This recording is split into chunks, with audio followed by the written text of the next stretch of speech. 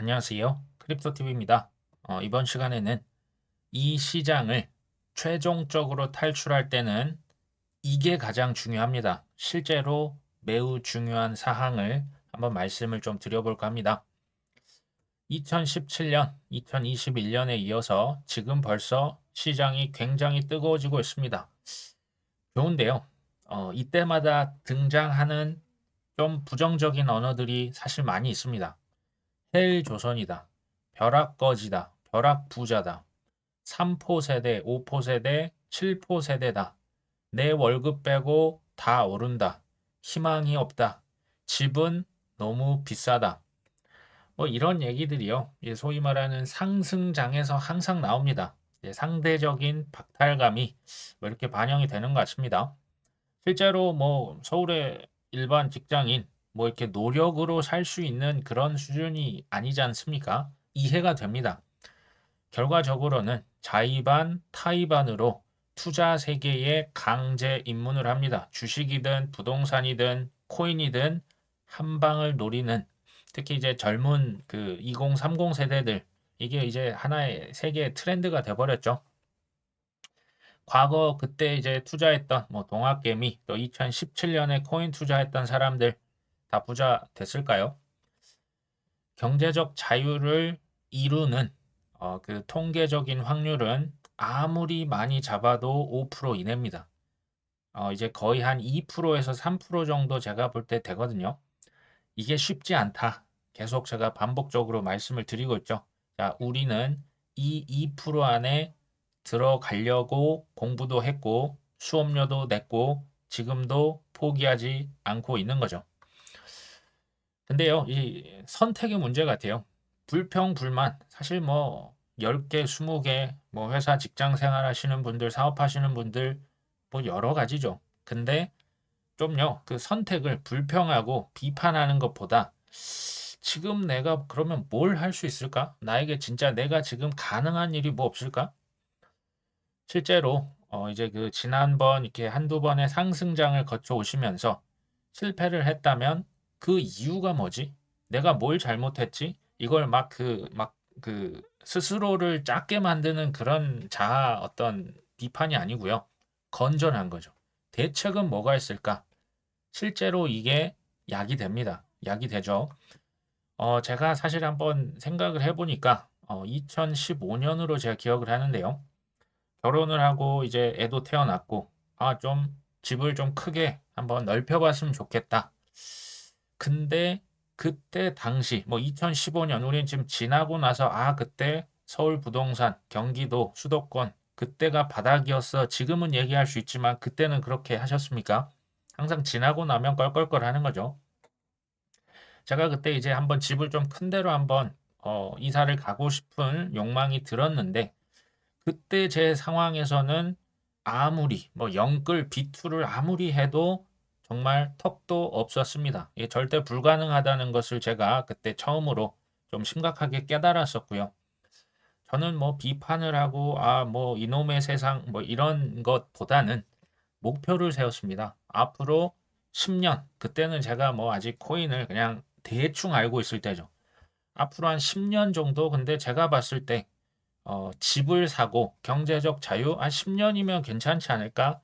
그때 목표를 세워 봤습니다. 제가 코인에 대해서 이때 뭐 행사는 하고 있었는데 잘 몰랐어요. 그래서 10년 목표로 처음에는 제가 부동산 투자를 해볼까? 라는 생각을 했습니다. 근데 제가 하면 할수록 이제 부동산 좀 시간이 많이 오래 걸리고요. 돈도 우리 생각보다는 많이 들죠. 뭐 물론 갭투도 있고 뭐 저기 경매 투자도 있고 뭐 여러 가지 방식 뭐 오피스텔 소형도 있지만 그때 당시는 제가 뭐 부동산에 대한 지식이 뭐 그렇게 많지는 않았거든요. 더 좋은 거 없을까? 부동산은 나 같은 일반인이 하긴 좀 어려울 것 같은데 그때 이제 고민을 했었습니다. 근데 한번 생각을 해보니까 그때 제가 매년 말에 비트코인 컨퍼런스를 하고 있었습니다. 이미 하고 있었어요. 맞아. 그러면서 그러니까 이제 2014년도에 처음으로 뭐 이제 인사이드 비트코인이라는 행사를 이제 했었고요. 15년까지 비트코인 컨퍼런스를 하고 근데 2016년부터 핀테크로 이름을 바꿉니다. 퀴즈 나갑니다. 여기서 왜 이름을 바꿨을까요? 2014년도에 성대하게 처음으로 한국 최초였습니다. 개최를 했죠. 그때 스피커 연사가 비탈릭 부터린, 바이낸스 지금은 내려가셨지만 장펑차오, 로저버, 토머스 리는 2017년에 제가 18년에 모셨던 걸 기억하고요. 아서 헤이즈, 기라성 같은 인재들 2014년도에 다 모셨거든요. 우리나라 최초의 거래소들 그때 해봤자 몇 개 되지도 않았거든요. 다 나오셨었습니다. 2015년 무슨 일이 있었냐? 14년은 그런 대로 잘 됐는데 15년은 소위 말하는 제가 지금 세 번째를 겪으면서 가장 혹독했던 하락장이었습니다. 정말 이거는 회복이 안 될 것 같은 생각도 사치라는 생각이 들 정도로 너무나 암울했었거든요. 그 이후에 비트코인 컨퍼런스가 전 세계에서 하기로 했던 게 다 취소됩니다. 자, 그래서 제가 행사명을 핀테크로 바꿨습니다. 아, 이거 비트코인으로는 승산이 없겠다. 자, 어찌됐건 제가 행사를 전시회 부스 영업하고 컨퍼런스 연사 섭외하고 이런 거 했거든요. 근데 비트코인에 대해서 알고 있냐? 전혀 몰랐습니다. 사실 2014년은요, 이더리움이 아예 없었습니다. 그 이더리움이 15년 말 정도 이제 하반기에 나오는데, 물론 그때 컨셉은 있었죠. 그래서 이제 비탈릭이 한국에 와서 열심히 그때 했던 게 기억이 나는데, 블록체인은커녕 비트코인 자체를 들어본 사람도 거의 없었습니다. 근데 제가 이제 행사를 하다가 억만장자들, 천만장자들 많이 보거든요. 이거 있지 않을까? 이거 좀 큰 기회가 나올 수도 있지 않을까라는 생각을 했었습니다. 제가 그 집을 좀 넓은 데 가고 싶었는데 어쨌든 제 자력으로 이게 안 된다는 걸 깨달은 다음에 그때부터 코인을 하루에 4시간에서 5시간씩 파기 시작합니다. 거의 회사 생활 외에는 코인만 했다고 해도 과언이 아니죠. 주말 같은 때는 7시간, 8시간씩 봤던 것 같습니다. 제가 이것을 조금 공부를 하고 깨달은 게 뭐였냐? 부동산은 지금 10년 목표를 세웠는데, 이거 잘하면 3년이면 경제적 자유 가능하겠는데? 라는 결론에 이릅니다. 근데 때가 어땠다고요? 정말 지독했던 암흑기. 그때 비트코인 제가 기억이 나요. 23만 원까지 떨어지더라고요. 23만 원. 그래도 한 13년 말에 이거 100만 원 넘었었거든요. 아, 이건 맞나? 라는 생각이 사실 들었었죠. 말씀드렸죠. 비트코인 컨퍼런스가 다 취소됩니다. 전 세계 거의 10개 이상, 저희 이제 미국에 있는 그 파트너사가 하나도 빠짐없이 다 취소됐고, 한국이랑 한 군데, 뉴욕 정도만 빼고 다 없어졌습니다. 근데 제가 그때 들었던 생각은 아닌데, 이거 비트코인 거품 아닌 것 같은데, 분명히 뭔가 있는데, 왜냐하면 저는 이게 이제 운이었다고 생각을 하는데요. 억만장자, 천만장자, 초기 비트코인 투자자들을 제가 상대로 영업을 했지 않습니까? 그 사람들한테 뭔가 많이 들었겠죠. 대표적인 게 로저 버라고 있었습니다. 수조가 이미 그때 있었어요. 비트코인, 나중에 이제 비트코인 캐시도 이제 어마어마한 수천억이 돼버리고 달러부터 해서 비트코인만으로도 이미 조가 넘어갔던 사람들이 있었습니다. 비트코인 몇 개냐고 물어보면 그냥 많다라고 답을 했던 사람들이 로저 버만 있었던 게 아니죠. 근데 그 시기 하락장을 잘 겪었고 2017년 소위 말하는 ICO 광풍이 불어옵니다. 기억나십니까? 이제 12월, 2018년 1월 유시민과 박상기의 난 그때가 이제 다 지나가면서 제가 그때 투자를 잘 했을까요? 시행착오를 많이 했죠. 잘 했으면 좋았겠지만 그런 시행착오를 통해서 제가 책에서 봤던 리스크 관리를 이제는 실천에 옮기기 시작합니다. 와닿지 않았던 거죠. 기존에 알았던 거는 지식이 아니었던 겁니다.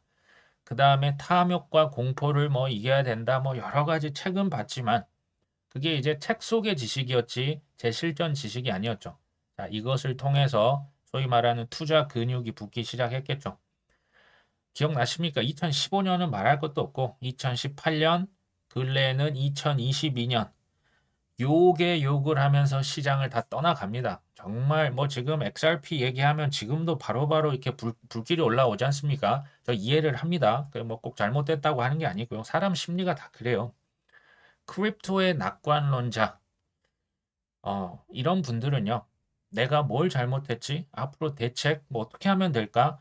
긍정적으로 생각하시는 경향이 있어요.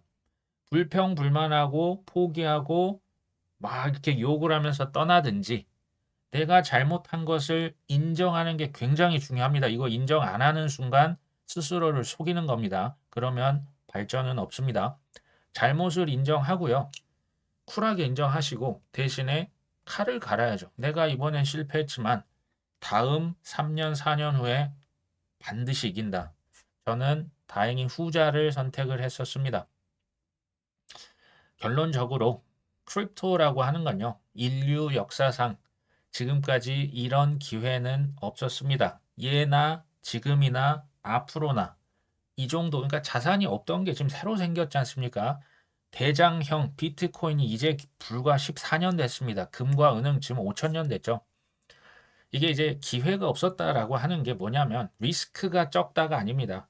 리스크를 대비한 보상이 말도 안 되게 큰 거면 리스크가 크죠. 근데 리스크를 감안해도 비중을 조금 줄여나가면 됩니다. 그러면 폭발적인 상승장을 그 수익률을 가져갈 수 있는 게 뭐다? 크립토입니다.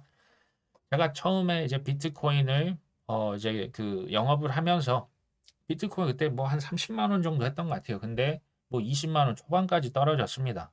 지금 얼마입니까? 1억 원이 넘었다고 지금 대서특필이 되고 있죠.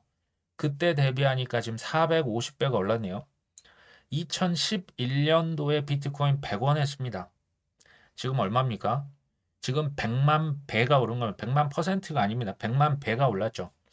자, 이런 얘기를 드리면 또 여기서 두 가지로 나뉩니다. 첫 번째, 에이, 그럼 뭐해? 이제는 뭐 100만 배 안 되잖아. 뭐 100배? 1000배? 야, 지금 안 되잖아. 뭐 나한테 뭐 지금 그래서 어찌자고? 라고 하실 수도 있고요. 두 번째, 비트코인은 좀 힘들겠네. 뭐 이제 뭐 몇 배는 가겠죠. 여기서 10배, 20배까지도 10년 이내 갈 수 있겠죠. 근데 지금 좀 가능한 다른 방법 뭐가 없을까? 제가 말씀드리는 것은 여기서 이 2번입니다. 그래서 제가 그 블루칩 알트코인들 비트에 비해서 여전히 못 오르는 저평가 코인들을 계속 주구장창 말씀을 드리고 있죠. 비트코인이 지금 나쁘다는 게 아니고요. 이것은 이미 억만장자들, 천만장자들의 돈입니다. 아파트에 비유합니다. 강남 아파트예요. 이게 이제 이미 수십억짜리가 지금은 뭐 이제 1억 막 됐잖아요. 시간 지나면 이거 수십억으로 갈 수밖에 없어요. 돈을 찍어내면 찍어낼수록 서울의 강남 아파트 가격 올랐듯이 비트코인 올라갈 겁니다. 훨씬 빠르게 갑니다. 그리고 수량이 2,100만 개죠. 이게 한정판입니다. 전 세계에 뭐 억만장자건 뭐 대통령이건 뭐 국가의 누구건 정치 유력 뭐 재계 인사건 2,100만 개 그 안에서만 다 왔다 갔다 합니다. 그러니까 이제 알트코인 제가 좋아하지만 비트코인과 특히 이더리움 일부를 반드시 소유하실 필요가 있겠다라는 말씀을 드립니다. 어디까지 갈지 모릅니다. 자, 이더리움은 뭐다? 비유를 하는 겁니다. 100만 장자들의 돈이죠. 강남까지는 아닌데요. 마용성은 됩니다. 마포, 용산, 성동구. 뭐 요즘에 성동구 많이 떴죠. 이더리움이 이제 이번 사이클까지는 모르겠어요. 뭐 이번에 한 2천만 원, 뭐 많으면 아주 많이 오르면 3천만 원까지도 전 갈 수 있다고 보는데요. 그 다음 사이클 1억 원 갈 수 있습니다. 이런 거 이제 얘기하면 너무 그거는 환상이에요. 환상 아니라고 봅니다. 그건 뭐 시간이 지나봐야 알겠죠.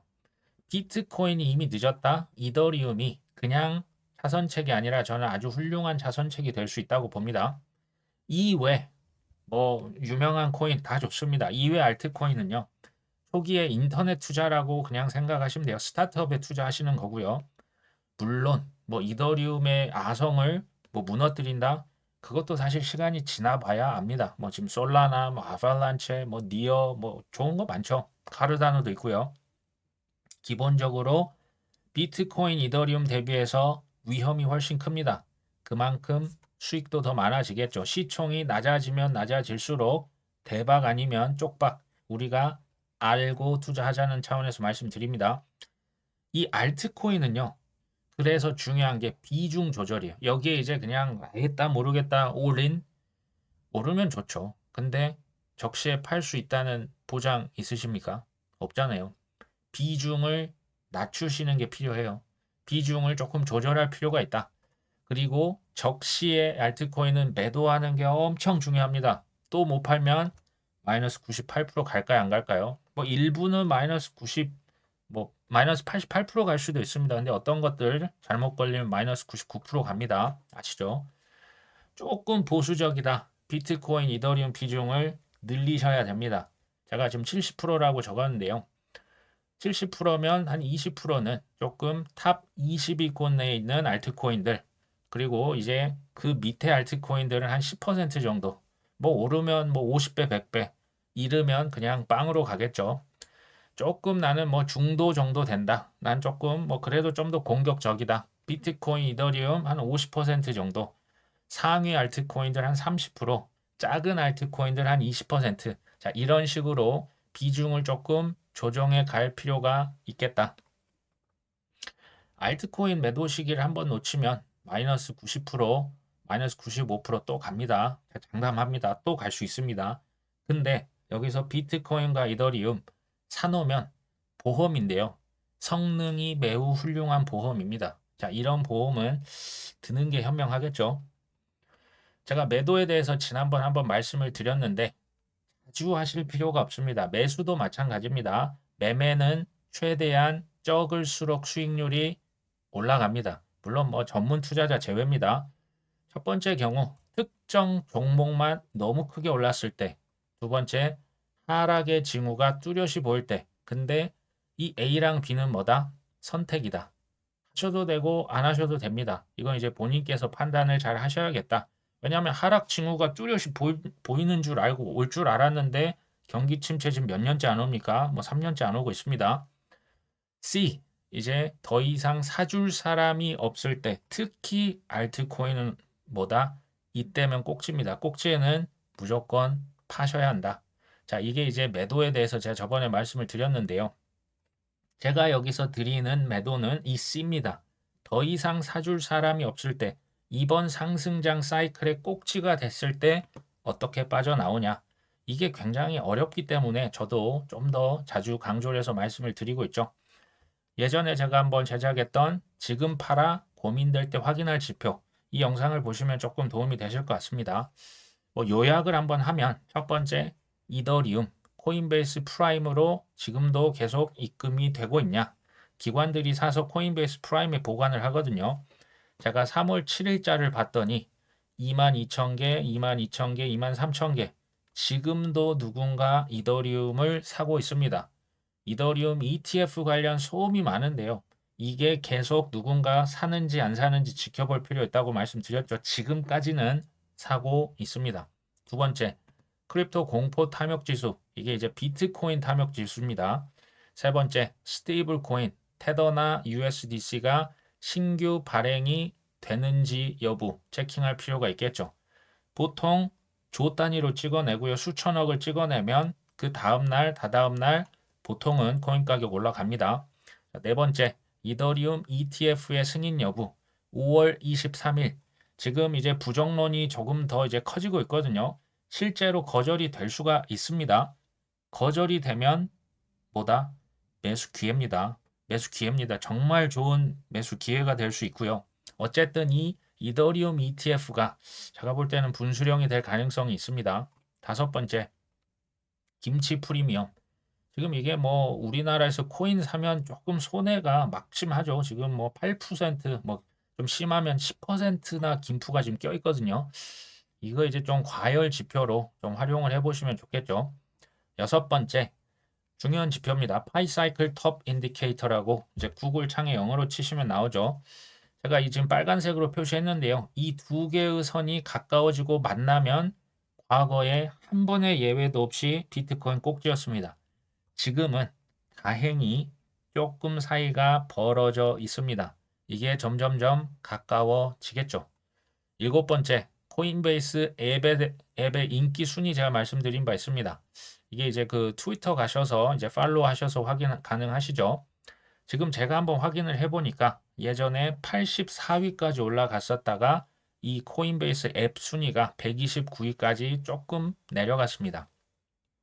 이 앱이 미국의 그 앱스토어 글로벌 1위에 오르면 어떻게 된다?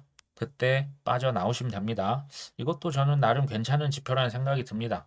여덟 번째, MVRVZ라고 하는 지표가 있습니다. Market Value, Real Value. 뭐 이제 뭐 어려울 수도 있는데요. 이 쉽게 이 노란색 선, 이때 이제 치솟을 때 꼭지라는 거죠. 지금 이게 이제 3을 막 넘어서기 시작했거든요. 기존에 말씀드렸죠.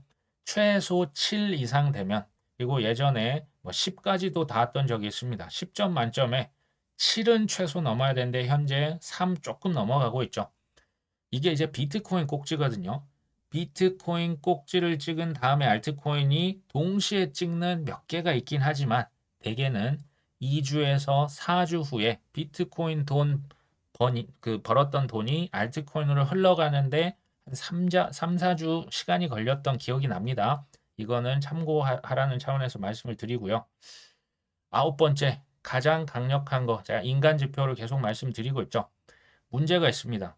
이전 주기에 비해서 제가 봤더니 사람들이 인간 지표를 엄청 따지고 있습니다. 그것만 쳐다보고 있습니다.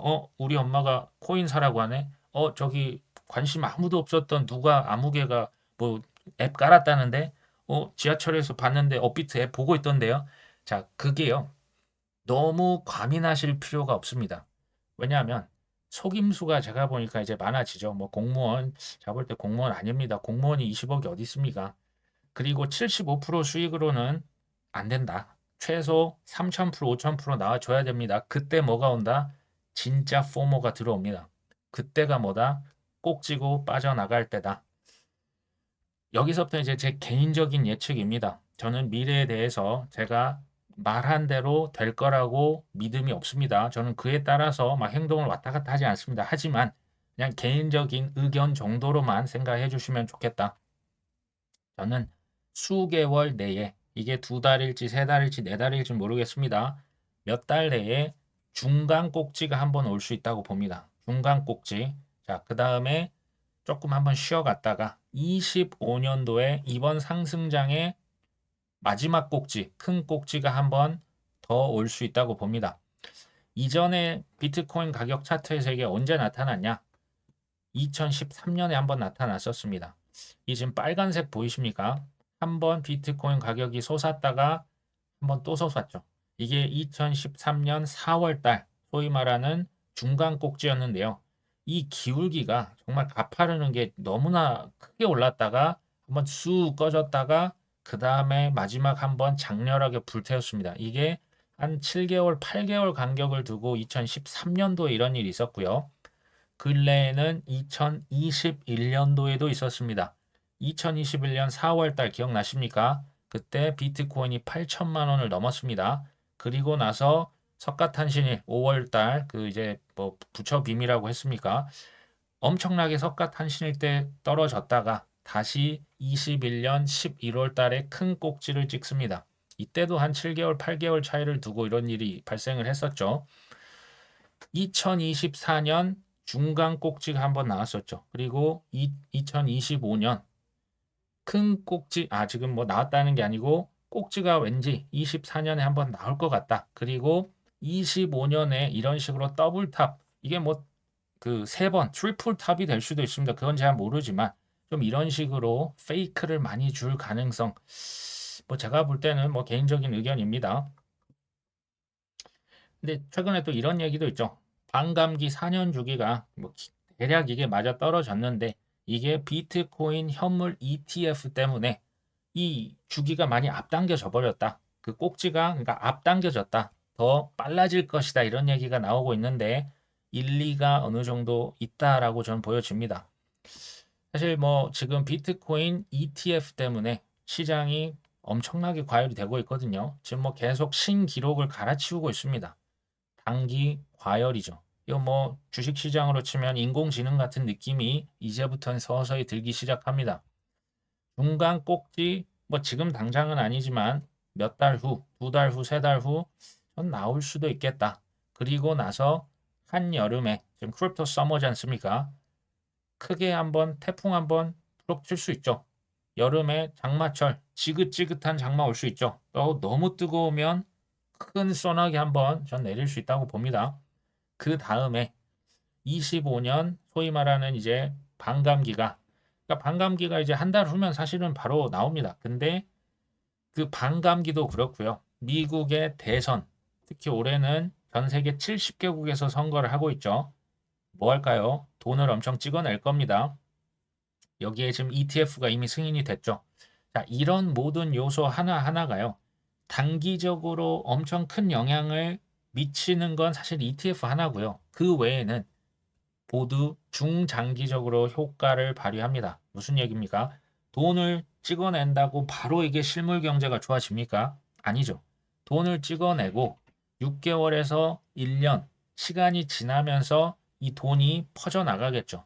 효과가 나오는 겁니다. 그러면서 25년 그 이후에 뭐 코인만 그런 건 아니고요. 주식시장, 심지어 부동산 시장도 저는 조금씩 날 수 있다라는 생각이 듭니다. 뭐 지금은 되게 부동산이 암울하잖아요. 25년 말까지 이 글로벌 유동성이 계속 늘어날 예정입니다. 25년 말까지 이게 무슨 얘기냐면요. 금리 인하를 먼저 하겠죠. 금리 인하하고 그 다음에 돈은 또 나중에 찍습니다. 근데 25년 말까지 전 세계의 중앙은행들이 기간 이제 뭐 물가가 너무 높았고 여러 가지 이유로 이제 긴축 정책을 했다가 이게 다시 팽창 주기인 거죠. 연준에서 어마어마한 빚이 있는데 그 빚에 대한 이자도 지금 감당이 안 됩니다. 지금 국방비보다 이자가 이미 연간 쓰는 이자가 더 많아졌죠. 그러면 금리 낮출 때가 된 겁니다. 이게 이제 사이클이라는 거죠. 그 사이클과 미국의 대선 사이클, 반감기, 여기에 ETF까지 더해져서 제가 볼 때 25년 아마 말까지도 아마 큰 상승이 나올 수도 있겠다. 근데 우리는 그 말보다 한 중반 정도 아니면 25년 상반기 좀 이제 여차하면 그냥 빠져나올 생각도 하고 있을 필요가 저는 있겠다라는 개인적인 생각입니다. 지금의 급등 좋죠. 지속될 수 있지만 주의할 필요가 있다. 한두 번 저는 태풍 온다고 봅니다. 장마가 올 수도 있고요. 그 다음에 25년 상반기에 또 다시 한번 올라갈 수 있지 않겠냐. 전 미래를 모릅니다. 그냥 개인적인 예측이고요. 언제 시장을 탈출하는 게 좋을까? 이번 영상의 주제죠. 그리고 주의할 점은 뭐가 있을까? 제가 지난번 상승장에 1등 주역이었던 폭등의 주역이죠. 샌드박스 차트 가져와 봤습니다. 무려요 2년에서 3년간 바닥을 기었습니다. 그러다가 한 달간 이게 지금 주봉이거든요. 한 달간 그냥 일주일에 10배가 되더라고요. 한 달 안 돼서 거의 10배 이상 올라 버렸습니다. 이걸 제가 더 이제 요약을 해서 말씀드리면 지난 3년간의 수익률은 정말 미미했고요. 마지막 한 달의 수익률이 어마어마합니다. 마지막 한 달. 근데 그 마지막 한 달에서도 마지막 일주일이 그 모든 마지막 한 달의 수익률보다도 더 큽니다. 믿어지십니까? 이게 지금 주봉이라고 제가 말씀드렸죠. 마지막 한 방. 이때 대부분 올라탑니다. 자, 이거 반대로 얘기해 드리겠습니다. 마지막 일주일을 놓치면 어떻게 될까요? 지난 2년, 3년 눈물에 수업료 내고 시행착오하고 실패했는 거 정말 그 울며 겨자 먹기로 열심히 지금 버텨 오셨지 않습니까? 2년, 3년의 모든 수고가 어떻게 된다? 헛수고가 됩니다. 이게 실패라고 하는 어, 말씀을 제가 드립니다. 도지코인, 일론 머스크가 펌핑 아주 세게 시켰었죠. 21년도 그 전에 무려 3년 동안 보이십니까? 거의 약 3년 동안 이 거의 뭐 바닥이죠. 이거 뭐 도지코인이라고 하는 거 밈코인 얼마나 사람들이 조롱을 했습니까? 마지막 한 달을 앞두고 어떻게 됐습니까? 그냥 솟구쳐 올라 버렸죠. 똑같습니다. 마지막 그러니까 지난 2년, 3년의 수익률은요. 이거 수익률이라고 하기도 뭐예요. 지금 밑에 보시면 잘 보이지도 않죠.